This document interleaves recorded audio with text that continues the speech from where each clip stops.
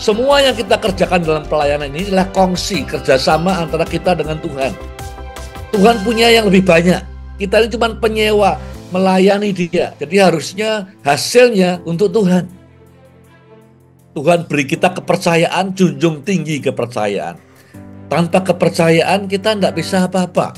Pemimpin tanpa kepercayaan tidak bisa efektif memimpin.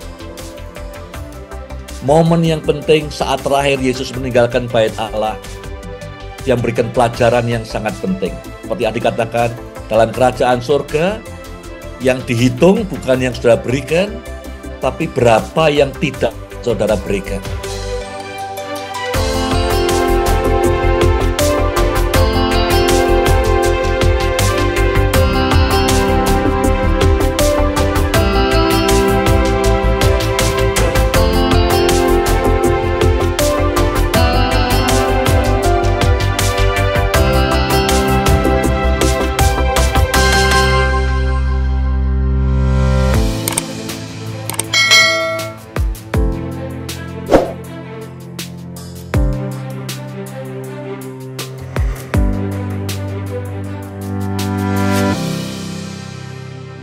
Pembahasan kita berbicara tentang kemitraan atau kongsi. Kalau kita mau kongsi atau bermitra, kita harus tahu yang punya saya apa, yang punyanya kongsinya sana itu apa. Ya, kita bermitra, bekerja sama, yang modal saya berapa, modalnya dia berapa, nanti kalau ada hasilnya, baginya bagaimana. Jadi ada 4 cerita di dalam Markus 12:13 ini yang disajikan oleh Tuhan Yesus untuk para pemimpin waktu itu. Kita kalau mau bermitra, bermitra yang honest lah, yang jujur, yang baik. Ya, kita jelas dari awal siapa yang menyediakan ini, Kak, siapa yang menyediakan itu, hasilnya nanti bagaimana. Itu yang saya sebut the law of ownership. Kita clear dari awal, modalnya sana apa, modalnya sini apa, nanti baginya hasil bagaimana. Ya, ada 4 cerita yang saya mau sampaikan. Cerita pertama adalah cerita yang Tuhan sajikan di Markus 12. Ya, dikatakan bahwa ada orang yang nyiapkan tanah buat kebun anggur kan tidak mudah. Ya, nyiapkan tanah, ngolah tanahnya, ngasih pupuknya, nabur benihnya dan segala macam. Kemudian dipekerjakan, disewakan kepada orang. Ya, kebun anggur itu di Alkitab selalu melambangkan orang Israel. Perjanjian baru ya orang Kristen. Jadi yang ngelola siapa? Yang ngelola ya hamba-hamba Tuhan. Waktu itu ahli Taurat, orang Farisi, orang Saduki. Zaman sekarang ya hamba-hamba Tuhan. Para pemimpin-pemimpin. Ya. Yang modal di awalnya siapa? Tuhan semua. Ya. Kemudian disewakan atau dikelola oleh para hamba Tuhan, oleh para pemimpin. Baik itu gereja atau di perjanjian lama bangsa Israel. Nah kemudian waktu sudah berbuah, yang empunya kebun anggur yaitu Tuhan mengirim nabi-nabinya, utusannya, tapi jahat ini orang yang nyewa ini. Ya penyewanya yang disebut Tuhan di sini tentu ahli-ahli Taurat, ya orang Farisi, pemimpin umat. Mereka tidak mau kasih hasilnya kepada pemilik tanah.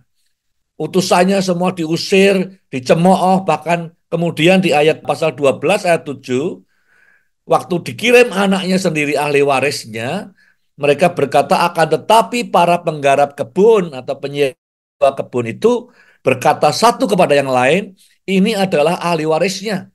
Ayo kita bunuh dia dan warisannya menjadi milik kita. Kita perlu sadar dalam kehidupan kita, ya, bahwa modalnya semua ini dari Tuhan. Jadi mestinya ya memang kita dipakai Tuhan mungkin dalam pelayanan. Mungkin orang kemudian muji, khotbahnya bagus, saya diberkati, atau kita nyumbang sesuatu, orang muji kita, hatimu itu murah hati, generous.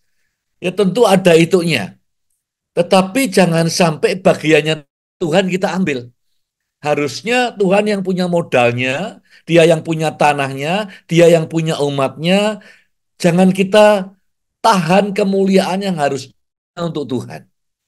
Jadi Tuhan berkata banyak pemimpin-pemimpin yang tidak sadar, dipikir modalnya semua dia sehingga kemuliaannya diambil sama dia semua. Ini pencuri, ya, mencuri miliknya Tuhan, merampas bagiannya Tuhan. Semua yang kita kerjakan dalam pelayanan ini adalah kongsi, kerjasama antara kita dengan Tuhan. Tuhan punya yang lebih banyak. Kita ini cuma penyewa, melayani dia. Jadi harusnya hasilnya untuk Tuhan. Tapi kita tahan itu, kita tidak mau biarkan Tuhan menerima kemuliaannya, kita curi kemuliaannya buat kita. Jadi nomor satu, banyak pemimpin-pemimpin yang tanpa sadar adalah pencuri-pencuri rohani.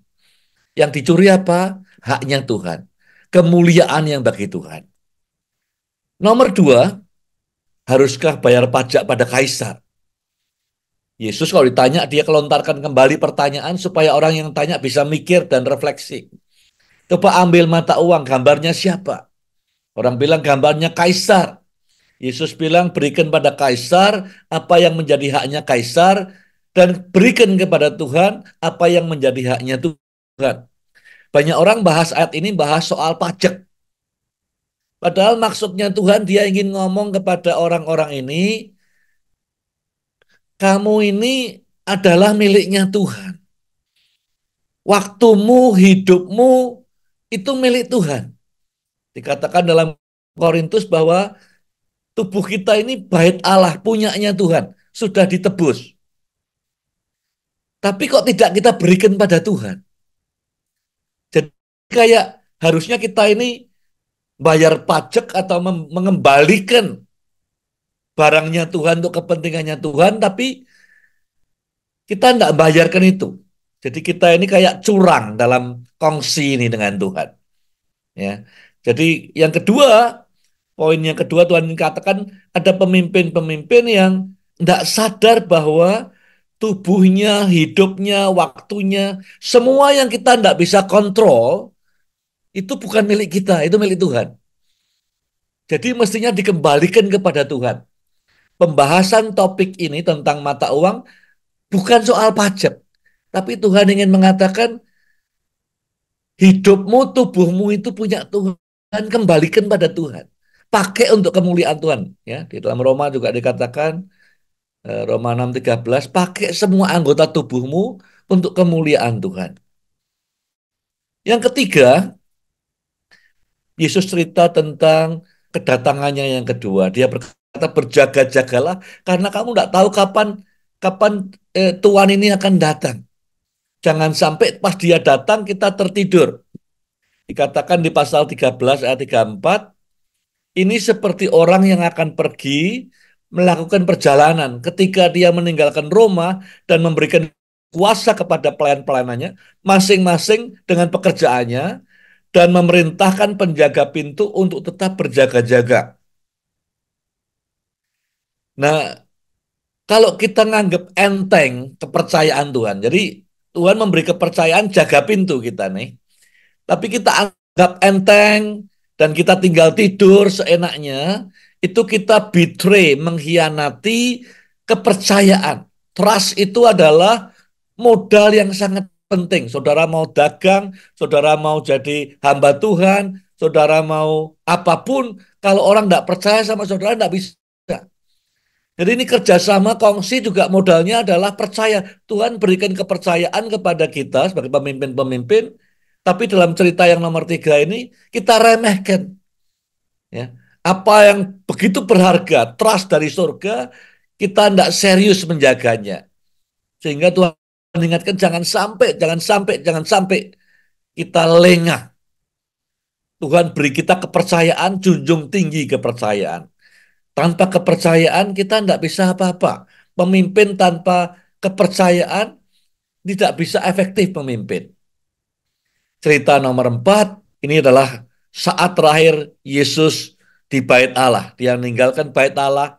Dikatakan bahwa dia mengamati kotak persembahan di bait Allah. Tidak tahu berapa jam dia ngamati, dia lihat orang kaya ngasih uang, konglomerat ngasih uang, pedagang ngasih uang. Banyak orang kasih uang. Kemudian dia lihat janda miskin masukkan 2 koin. Waktu janda miskin masukkan 2 koin, dia kumpulkan muridnya semua. Dia bilang, sesungguhnya perempuan ini memberikan lebih daripada semua orang kaya yang lain. Karena apa? Karena dia memberikan semuanya. Tidak ada lagi sisanya. Bahkan apa yang dia perlukan untuk hidup, dia taruh di situ semua. Jadi dari tiga cerita yang pertama, tiga-tiganya itu ngambil haknya Tuhan. Janda tua ini haknya, dia mestinya punya hak, ditaruh semua. Ya, kongsi kan ada haknya masing-masing. Haknya dia dikasihkan ke Tuhan semua. Dia memiutangi Tuhan. Dia memberkati Tuhan. Tiga yang pertama tadi, semua ini pelayan Tuhan. Seperti saudara dan saya. Semua pelayan Tuhan itu kongsi, kerjasama antara saya dengan Roh Kudus. Ya. Modalnya semua dari surga. Kita sekedar nggarap saja. Tiga yang pertama tadi ada yang mencoba mencuri, ada yang mencoba mencurangi Tuhan, meremehkan kepercayaan Tuhan. Tapi ada janda tua satu ini yang mengejutkan Tuhan. Tadi dia nunggu berapa lama. Waktu lihat janda tua ini berikan semuanya, dia panggil semua muridnya, ini pelajaran penting. Walaupun dia miskin, walaupun dia tua, dia sanggup memberkati surga. Dia sanggup memestakan surga, membuat Yesus kagum dan mengumpulkan semua murid-muridnya. Ingat, kita ini tiap hari kongsi dengan Roh Kudus, bermitra dengan Roh Kudus. Modalnya semua dari dia. Kalau kita sadar itu, ya, ini gambarnya siapa? Jangan lihat koin. Ini gambarnya siapa? Kita diciptakan gambarnya Tuhan. Apa yang menjadi haknya Tuhan, kembalikan ke Tuhan.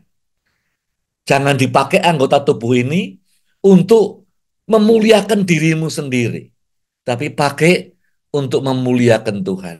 Jangan sampai dijadikan cerita, dicap sebagai pencuri, cheater, orang curang, atau orang yang tidak bertanggung jawab atas kepercayaan yang Tuhan berikan. Contoh hidup janda tua ini. Momen yang penting saat terakhir Yesus meninggalkan bait Allah, dia memberikan pelajaran yang sangat penting. Seperti adik katakan, dalam kerajaan surga, yang dihitung bukan yang saudara berikan, tapi berapa yang tidak saudara berikan. Berapa yang saudara tahan buat dirimu sendiri. Itu yang menentukan matematika di surga.